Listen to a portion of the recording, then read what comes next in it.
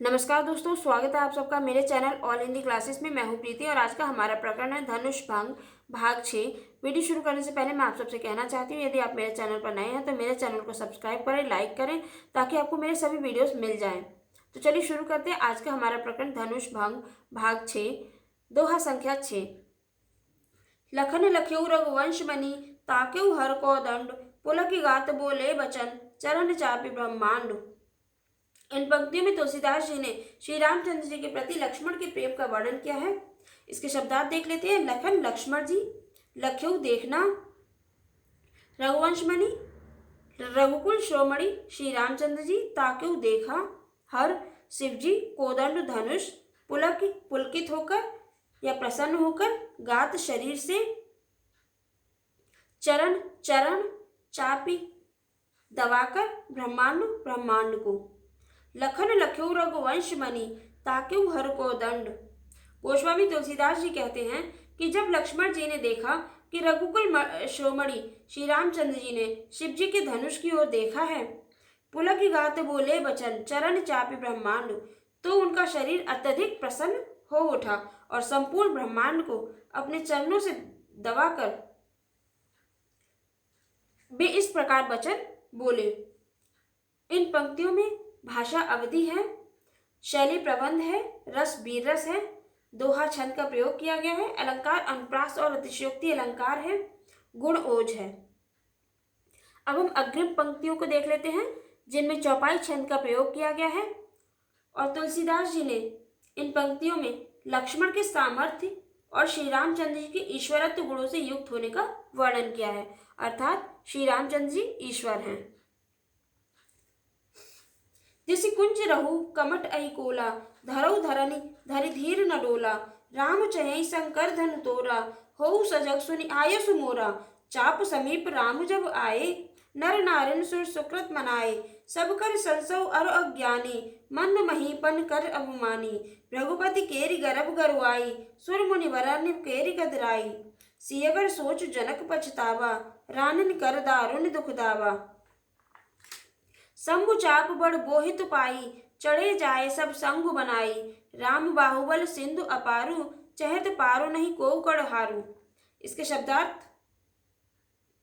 This कुंज रहु दिग्गज श्रेष्ठ विद्वान, कमठ कच्छप अर्थात कछुआ, अहि शेषनाग, कोला 12 अर्थात सुअर, डोला हिलना,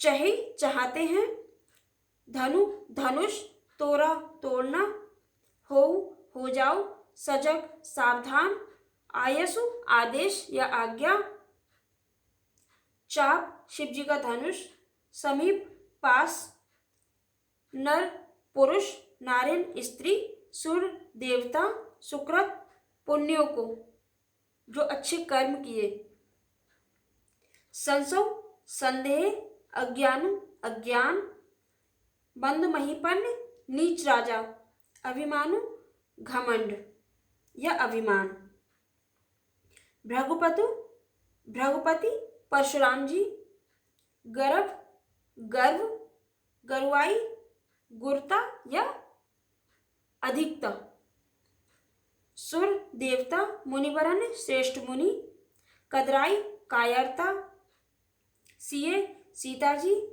रानिन रानियों का, दारुण अत्यधिक गहरा,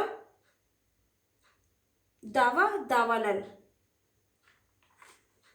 शंभुचाप शिव जी का धनुष, बड़ बड़े, बोहितु जहाज, पाई पाकर, चढ़ गए, संगु समाज, बनाई बनाकर, बाहुबल भुजाओं का बल, सिंधु समुद्र, अपारु पार, कड़हारु केवट, कोऊ कोई। जिस कुंज रहु कमट अहि कोला, धरऊ धरनी धरि धीर न डोला।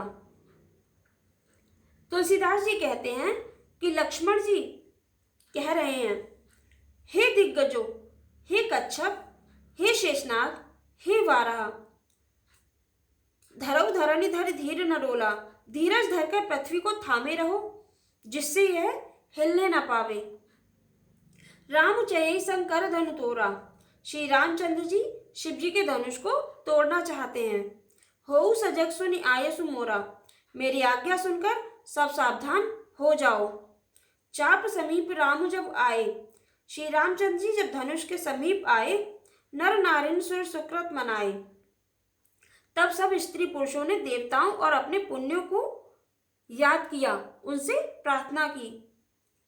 सब कर संसो अरु अज्ञानी, सबका संदेह और अज्ञान, मंद महिपन कर अभिमानी, नीच राजाओं का अभिमान घमंड।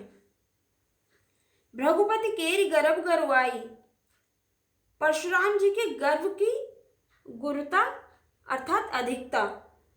सुर मुनि वरन केरी कदराई, देवता और श्रेष्ठ मुनियों की कायरता। सिय कर सोच, सीता जी का सोच, जनक पछतावा, जनक का पश्चाताप। रानिन कर दारुण दुख दावा, और रानियों के अत्यधिक गहरे दुख की अग्नि। सब मुचाप बड़ बोहित पाई, ये सब शिव जी के धनुष रूपी बड़े जहाज को पाकर चढ़े जाए सब संग बनाई, समाज बनाकर उस पर जा चढ़े। राम बाहुबल सिंधु अपारू, ये श्री रामचंद्र जी की भुजाओं के बल रूपी अपार समुद्र के चहत पार नहीं कोई कड़हारू। पार जाना चाहते हैं परंतु कोई केवट नहीं है, अर्थात उन्हें कोई पार ले जाने वाला केवट नहीं है। इन पंक्तियों में चौपाई छंद है, वीर और शांत रस है, शैली प्रबंध है, भाषा अवधि है, शब्द शक्ति अवधा और लक्षणा है, गुण ओज है। अब हम अग्रिम पंक्तियों को देख लेते हैं। राम बिलोक के लोग सब चित्र लिखे से देख, चितई सिए कृपाय तन जाने विकल विशेष। इन पंक्तियों में तुलसीदास जी ने सीता जी की स्थिति का वर्णन किया है। विलोके देखना, चित्र लिखे चित्र की तरह, चितई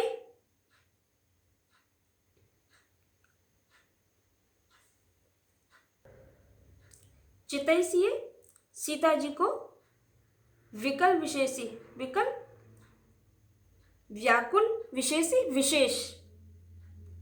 राम विलोक के लोग सब चित्र लिखे से देख, तुलसीदास जी कहते हैं कि श्री राम जी ने सभा में उपस्थित लोगों की ओर देखा। ये सभी लोग इन्हें श्री रामचंद्र जी को इस प्रकार दिखाई दिए जैसे चित्र में उपस्थित लोग हों, अर्थात मूर्तिवत चुपचाप खड़े हैं। चितई सिए कृपाय तन जाने विकल विशेष। इसके पश्चात श्री रामचंद्र जी ने सीता जी की ओर देखा और उनको इन सब से अधिक व्याकुल जाना।